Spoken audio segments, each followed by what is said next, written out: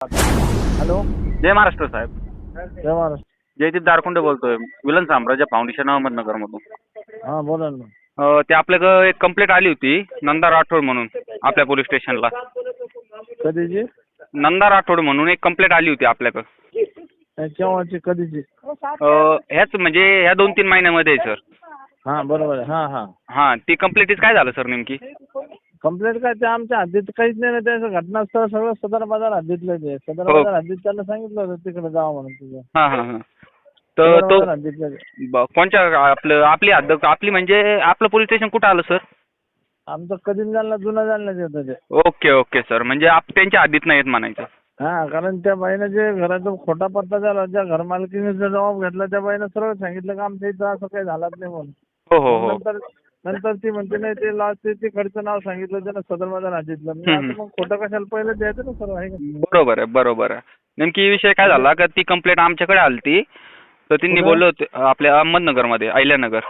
तिकडं कसं काही तिथं ते यायला राहते ती पुंडलिक नगरला राहते. ते बरोबर आहे सर, पण आम्ही समाजसेवक आहे सर. आमच्याकडे म्हणजे हा, मग? आम्ही मुलींचे जे मुलीला हा, त्रास नाही वगैरे. मला काय वाटलं की तुमच्या हद्दीत तिथं तक्रार आली मला. नाही हो नाही हो नाही हो. ठीक आहे बरोबर आहे ते. हो, आम्ही फाउंडेशन तर्फे मुलींची हा, मदत करतो ना बरोबर आहे साहेब. ना. नाही पण खोटे नाही करायचे ना. मग आमचं तेच म्हणणं जे ते एकदा जे पहिलं जे तक्रार त्याच्यावर स्टँड राहायला पाहिजे ना, आहे का? हो बरोबर आहे साहेब. हा, दुसऱ्याच्या घराचे पत्ते द्यायचे आणि खोटी तक्रार द्यायची, मग याच्यावरून ते काय होतं खोटीच वाटतं ना. बरोबर आहे, कारण त्यांनी विषय काय झाला का त्यांनी मला कदम साहेबांचा बोलले कदम म्हणून मी. कधी जालन्याचा विषयच नाही आमच्याकडे. कारण त्या बाईचा त्या ज्या घर मालकाने पत्ता दिला त्याचे जबाब घेतले, ते म्हणले आमच्याकडे असं आली नाही, माझ्याकडे राहत नव्हती. हां हां हां. म्हणजे ते खोटा झाला. सिग्नल राहते पुंडलिक नगरला. मग पुंडलिक हो, नगरला बरोबर.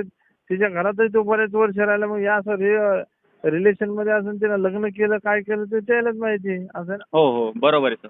कारण आमच्याकडे जर तो घटनास्थळ नाही तर पुढे चौकशीचा विषयच नाही येत ना.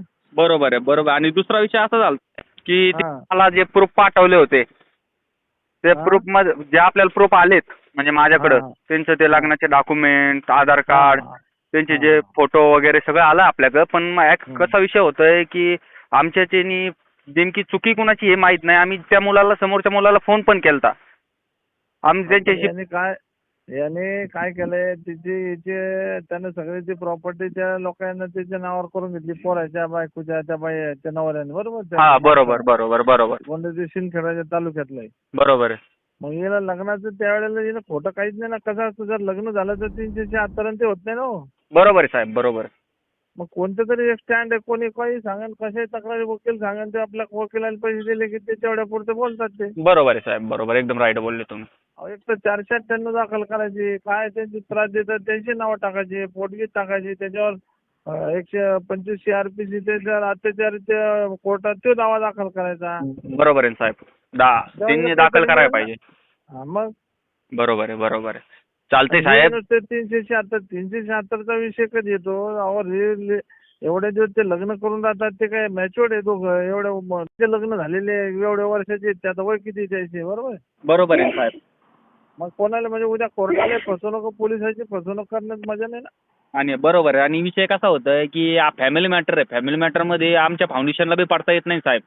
तुमच्या बी नाही आम्ही पण तेवढं नाही करत ना. फॅमिलीचा आहे तर तो एक तर तो नांदवतो, तो बी सोबत राहतो, ही त्याला पुन्हा घेऊन जाते.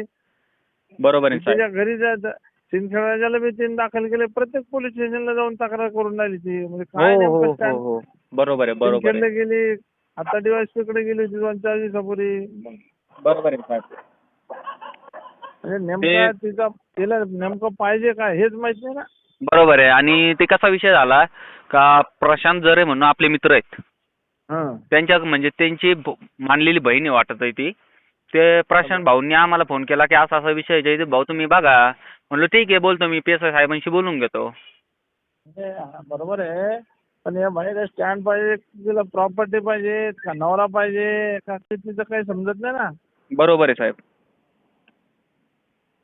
बघू आपण ते काय कसं आहे माहिती का, जर त्या मुलीवर खरंच अन्याय अत्याचार होत असला तर सर आपल्याला मध्ये पडणं गरजेचं आहे ना. कोर्टात टाकायचं ना. आम्ही तेच सांगतो ना. जर ते एवढे अत्याचारी ते सगळे तर कोर्टात टाकायचं ना ते ना. बरोबर आहे. प्रॉपर्टी एक तर प्रॉपर्टी द्यायची किंवा त्याच्या नवऱ्यात काय म्हणजे एकदम ती सांगितल्याशिवाय आपल्याला काय समजत नाही ना. बरोबर. आणि दुसरी गोष्ट कशी झाली साहेब, की पहिली बायको असताना हिने दुसरं लग्न केलं, म्हणजे फसवलं त्या मुलीला ना. ते दोघांचे त्यांनी बाउंड केलेले, दोघांचे बी दोघांनी दिलेले की तिथे लग्न झालेले याला माहिती, इथं झालेलं त्याला माहिती आहे. हा, हो हो, चालतंय त्याचा चालतंय एक साहेब. त्याचा एक वॉटर